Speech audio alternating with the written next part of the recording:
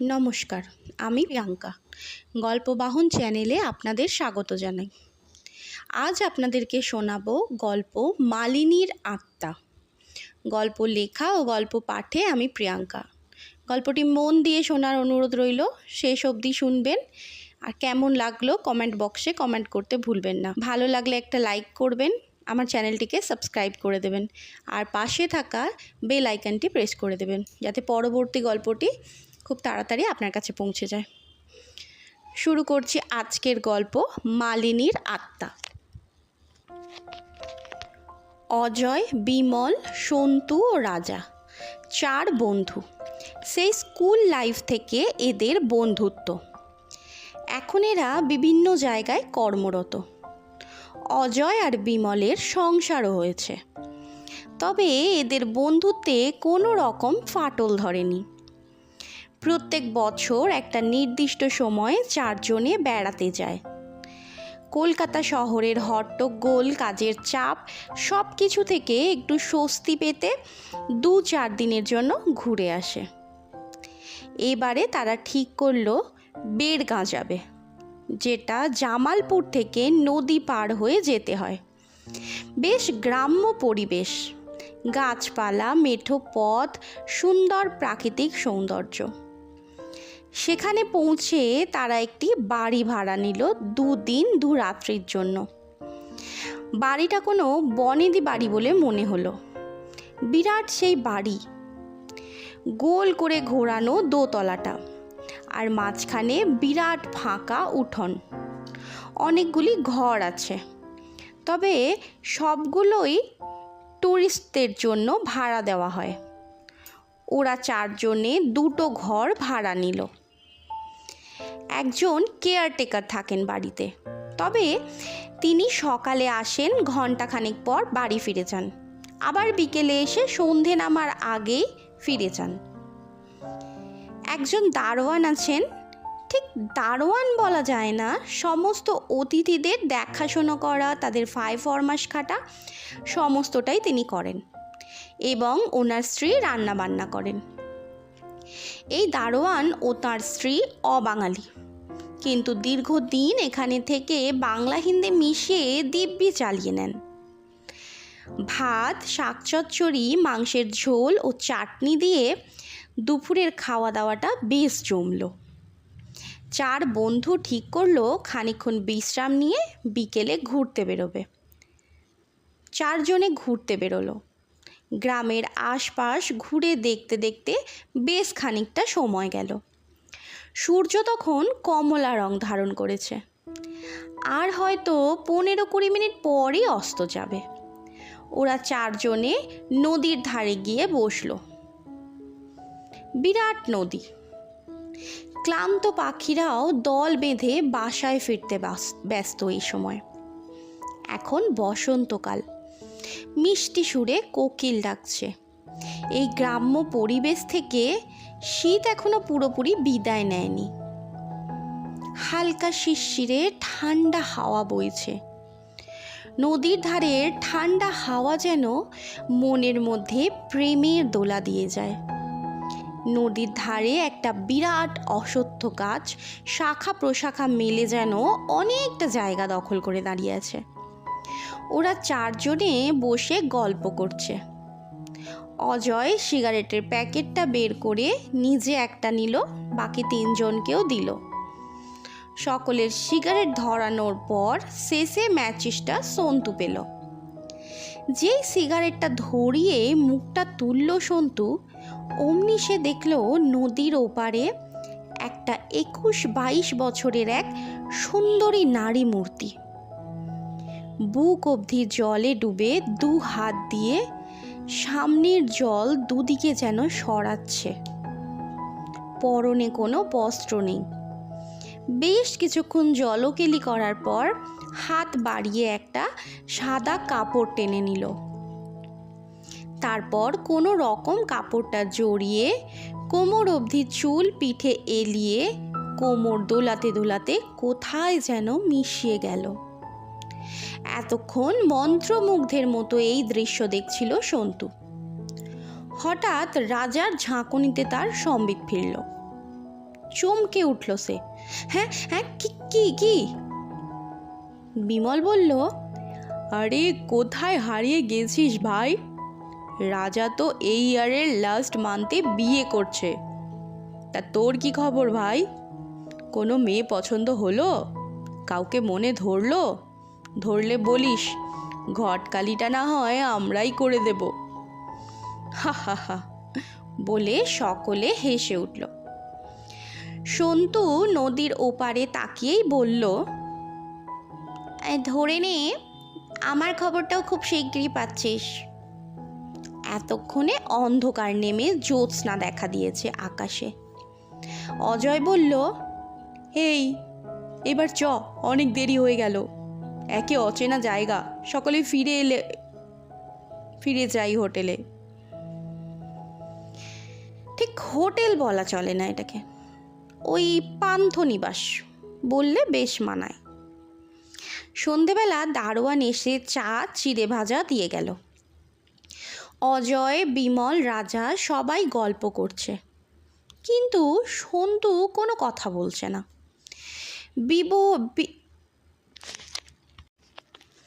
বিভোর হয়ে নদীর ওপারে দেখা নারী মূর্তার কথাই ভেবে চলেছে। রাজা সন্তুর এই অন্যমনস্কতা লক্ষ্য করল, কিন্তু কিছু বলল না। আগে ওরা চারজনে বেড়াতে গেলে অজয় আর রাজাই সাধারণত রুম শেয়ার করত, কিন্তু এখন রাজার এক অদ্ভুত নিয়ম হয়েছে, বিবাহিত আর ব্যাচেলার নাকি একসাথে থাকবে না। অদ্ভুত, কিন্তু তার এই অদ্ভুত নিয়মে কারো কোনো আপত্তি ছিল না, কারণ ঘুরতে এসে আর কে কতক্ষণ হোটেল রুমে বসে থাকে। যাই হোক, পরের দিন সকাল সকাল ওরা বেরোবে ঠিক করলো। গ্রামের অন্য দিকগুলো ঘুরবে, কিছু কেনাকাটাও করবে, বাড়ির লোকেদের আবার উপহারও তো দিতে হবে, সবাই কম বেশি আশা করে থাকে। সকালবেলা সবাই চা জল খাবার খেয়ে প্রস্তুত হয়ে নিল। সন্তু বলল, এই আমি যাব না, আমার ইচ্ছা করছে না, তোরা যা ভাই। সকলে অনেক জোরাজুরি করলো, কোনো ফল হলো না। শেষে ওরা তিনজনেই বেরিয়ে পড়ল।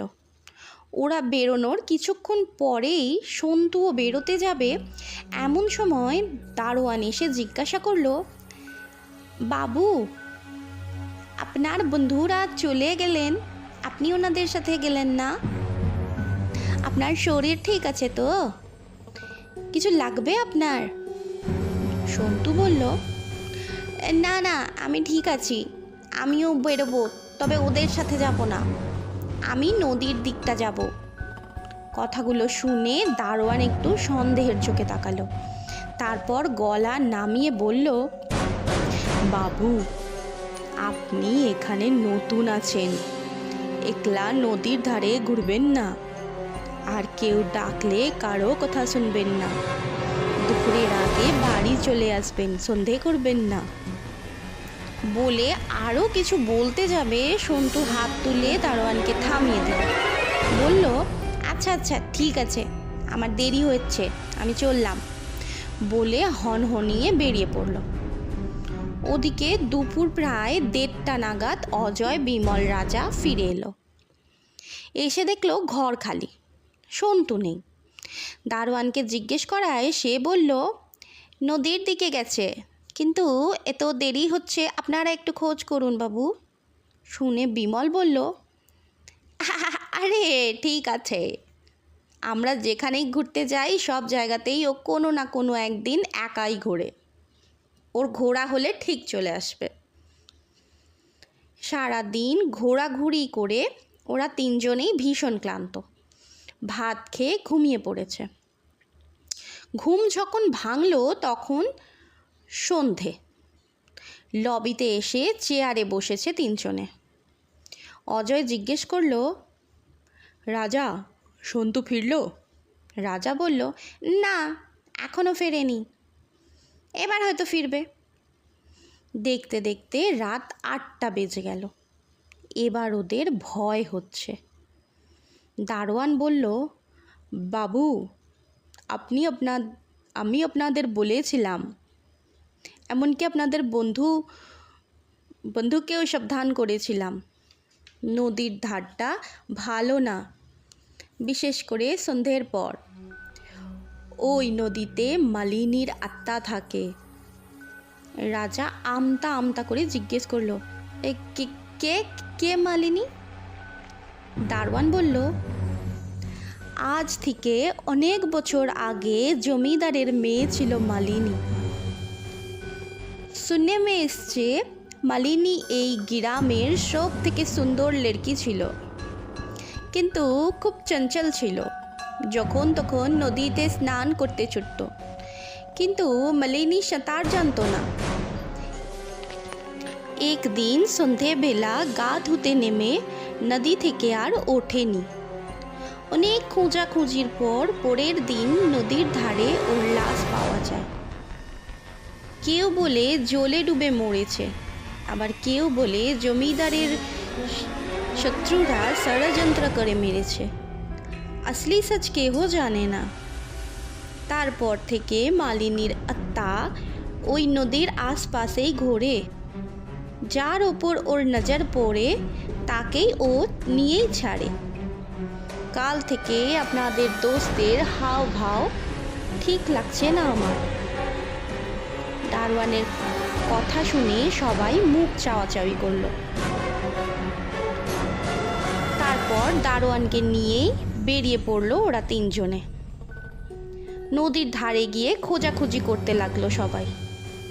ঠান্ডা জোলো হাওয়ায় যেন এই বসন্তকালেও কেঁপে উঠলো ওদের শরীরটা। টর্চ জেলে দেখতে দেখতে বিমল বলল, ওই দেখ দেখ দেখ, ওই অশ্বত্থ গাছের ওদিকটা কিছু আছে মনে হয়। শুনে সবাই ওদিকে গিয়ে দেখলো সন্তু পড়ে আছে মাটিতে। অজয় নাকের কাছে হাতটা দিয়ে বলল, নিঃশ্বাস চলছে, বেঁচে আছে এখনো, তবে জামা কাপড় ভিজে একেবারে ডাব।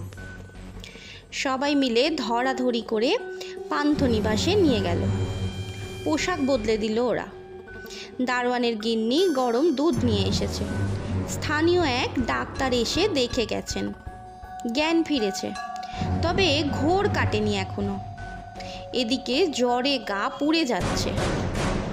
সেদিন সারা রাত ওদের কারোর চোখে ঘুম নেই। সকলে ঘরময় পায়চারি করেই কাটিয়ে দিল।